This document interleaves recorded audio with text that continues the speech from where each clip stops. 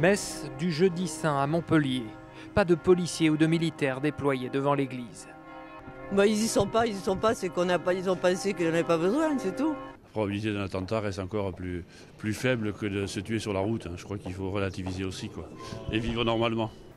Autre son de cloche ici en région parisienne.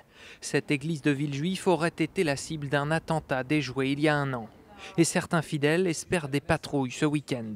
Pour nous rassurer, au moins il faut présenter une seule personne en uniforme, ça nous soulage. Une note a été adressée au préfet le 16 mars dernier pour un renforcement de la vigilance à Pâques.